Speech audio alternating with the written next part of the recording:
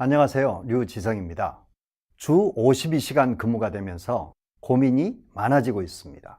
실적 부담이나 일은 여전한데 이젠 야근을 시킬 수도 없고 근무 시간도 한정되어 있으니 말입니다.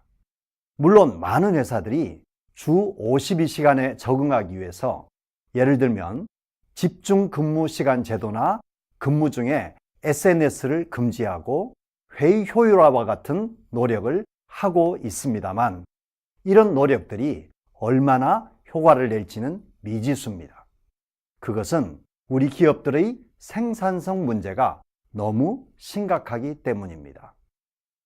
2016년 맥킨지가 우리나라 몇 회사들의 대리급 직원들을 조사했는데요. 평균 근무 시간은 약 11시간 정도인데 생산적인 업무 시간은 5시간 30여 분, 고작 절반에 불과했습니다.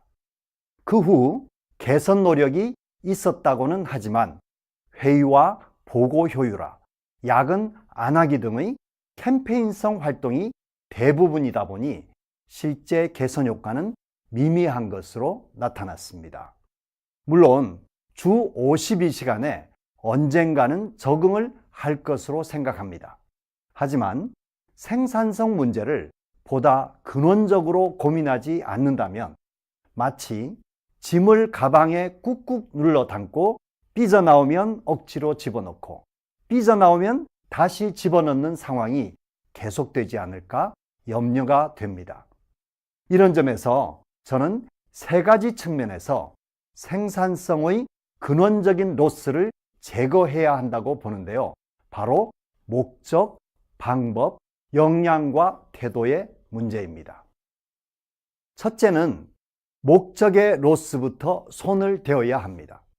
목적의 로스는 한마디로 안 해도 될 일을 하는 데서 오는 로스를 말합니다. 결정도 못하는 회의, 형식을 중시하는 보고서, 밸류가 없는 업무 등이 그것이죠. 그렇다면 목적의 로스는 얼마나 될까요?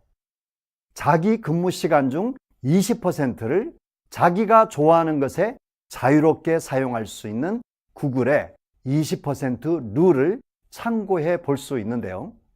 정해진 근무 시간 내에 20%를 빼내려면 꼭 해야 할 일만 해야 할 겁니다. 혹자들은 이걸 두고 어떻게 보면 근무 시간 중 20%의 일을 하지 않아도 회사가 돌아갈 수 있다는 것을 역설적으로 보여준다고 해석하기도 합니다. 그러면 어떻게 목적의 로스를 해결할 수 있을까요? 지금 바로 이 일을 하지 않으면 우리 부서의 존재 이유가 없어지는가? 이 일은 부가가치를 창출하고 있는가라는 질문과 그 답에 달려 있습니다. 만일에 아니요 라면 그 일은 정말 하지 않아도 되는 일들입니다. 보고서 작성 시간 중에 평균 30% 시간은 불필요한 일이고 회의 시간 중에 약 40%는 하지 않아도 될 회의라는 직장인 조사가 있는데요. 그렇다면 불필요한 40%의 보고와 회의를 하지 않기로 결정하는 것, 그것이 목적의 로스를 제거하는 것입니다.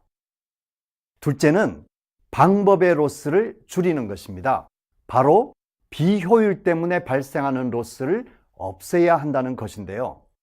한 조사에서 직장인들에게 상시 야근을 왜 하는가 물었더니 일의 절대량이 많아서라는 답변이 주를 이루었습니다.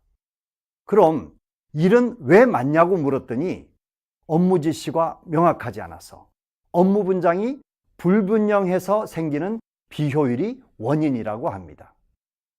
도대체 이걸 어떻게 해결할 수 있을까요? 제가 한 글로벌 전자회사에서 최고 성과를 내는 리더와 그렇지 못한 리더 특성을 심층 분석한 적이 있는데요. 여기에 답이 있었습니다. 그것은 업무를 지시할 때에 처음부터 부서원과 아웃풋 이미지를 정확하게 공유하고 역할 분담을 명확히 하고 중간중간 의사결정을 확실하게 하는 데 있었습니다. 지극히 뻔한 답 같지만 이게 고성과를 내는 리더와 그렇지 않은 리더, 효율적인 리더와 비효율적인 리더를 구분한다고 하니 실제 실천이 그리 쉬운 문제는 아닌 것 같습니다. 마지막으로 가장 중요한 부분인데요. 역량과 태도에 대한 로스를 해결하는 것입니다. 아무리 목적이 명확해도 효율적인 분위기를 만들어도 구성원들의 역량이 부족하거나 동기부여가 되어 있지 않다면 아무 소용이 없습니다. 주 52시간의 제한된 근무 시간에 원하는 결과를 보자면 결국 구성원들을 최대한 몰입하도록 해야 하는데요. 그 해법은 생산성의 선순환 고리를 만드는 일에서 찾아야 합니다. 미국 시카고 루터란 종합병원의 CEO 토니 아마다는 선순환 고리를 이렇게 설명합니다. 병원 구성원들이 행복하면 환자 만족도가 올라가고 환자 수가 늘어난다. 늘어나는 환자들에 대응하려면 인력 충원, 의료 설비 마련, 공간 확장 등을 위한 비용이 늘어나게 마련이고 결국 코스트 압박이 커질 수밖에 없다.